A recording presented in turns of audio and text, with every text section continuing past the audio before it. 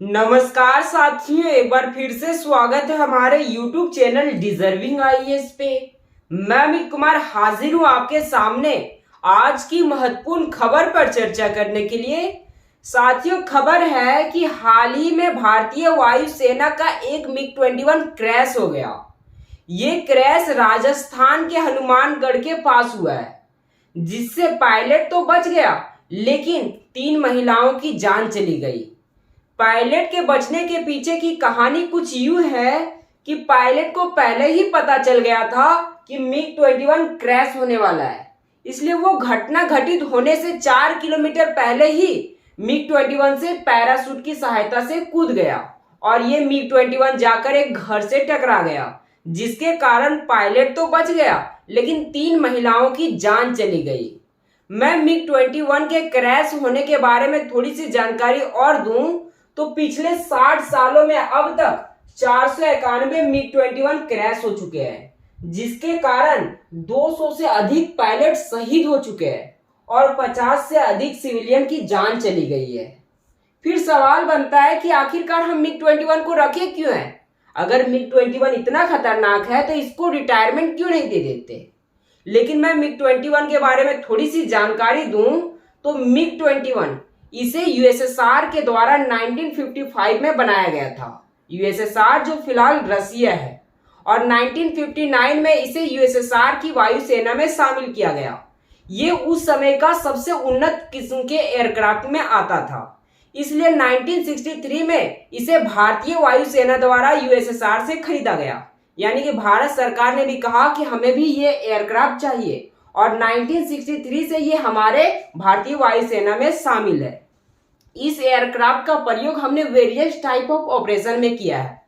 For example 1971 में जब बांग्लादेश वार हुआ था, जब बांग्लादेश को आजाद कराना था, तो हमने MiG-21 की सहायता से ही बांग्लादेश को आजाद कराया था।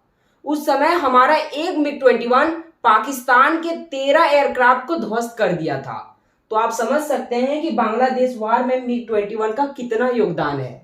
फिर कारगिल कॉन्फ्लिक्ट के दौरान भी हमने MiG-21 का प्रयोग किया था। और हाल ही की घटना में मैं आपको बताऊं तो 2019 में जब पाकिस्तान के ऊपर सर्जिकल स्ट्राइक हुआ था, तो हमारे विंग कमांडर अभिनंदन ने इसी का प्रयोग करके, अर्थात MiG-21 का प्रयोग करके पाकिस्तान के सबसे उन्नत किस्म के एयरक्राफ्ट F-16 को ध्वस्त कर दिया था। F-16 जो कि अमेरिका के द्वारा बनाया गया सबसे उन्नत किस्म के एयरक्राफ्ट में आता है, उसको MiG-20 ने ध्वस्त कर दिया था, 21 ने ध्वस्त कर दिया था। तो आप समझ सकते हैं कि MiG-21 हमारे लिए कितना कामगार है। अगर हम अभी इसे रिटायरमेंट दे देते हैं तो पाकिस्तान और चीन को हमारी कमजोरी के बारे में पता चल जाएगा। फिर भी भारत सरकार सोच रही है कि हम धीरे धीरे इसे रिटायरमेंट दे दें और इसके स्थान पर हमारा जो लाइट कॉम्बैट एयरक्राफ्ट तेजस है उसे उसकी संख्या को बढ़ा दे। साथ ही साथ हम सुखोई जैसे एयरक्राफ्ट की संख्या में बढ़ोतरी कर दे। 2025 तक लक्ष्य रखा गया है कि हम MiG-21 की संख्या में कम कर दे और अपने यहाँ अपना जो स्वदेशी रूप से बनाया गया तेजस है उसकी संख्या में बढ़ोतरी कर दे। फिर भी मैं आपको बता दूं कि भारत के अंदर MiG-21 बहुत ही कामगार साबित हुआ है। हमने इसका प्रयोग वेरियस टाइप ऑफ ऑपरेशन में सफलतापूर्वक किया है। इसके पीछे की भी कहानी ये है कि हम 2006 से MiG-21 की पंखुड़ियों और इंजनों में अपग्रेडेशन का कार्य कर रहे हैं। अर्थात आप मान लो कि 1963 में हमने इसे खरीदा था, तो इसके इंजन और पंखुड़ियां तो पुराने होंगे ही, इसलिए भारत सरकार ने 2006 से ही भारत के अंदर ही इसके इंजन और पंखुड़ियों में अपग्रेडेशन का कार्य कर रही है। अर्थात अभी फिलहाल हम जो MiG-21 इस्तेमाल कर रहे हैं वो इसका अपग्रेडेड वर्जन है, जो कि इंडिया के अंदर ही अपग्रेड किया जा रहा है, अपडेट किया जा रहा है। तो MiG-21 का योगदान तो हमारे यहाँ बहुत ही ज्यादा है। तो ये थी खबर। ये खबर मैंने पिछले साल भी पढ़ा रखा है, क्योंकि साल में 1-2 खबर आ ही जाती है कि MiG-21 क्रैश हो चुका है। इसके पीछे की कहानी मैंने आपको बता दिया। इसलिए MiG-21 को फ्लाइंग कॉफिन के नाम से भी जाना जाता है, यानी कि उड़ता हुआ ताबूत के नाम से भी जाना जाता है MiG-21 को।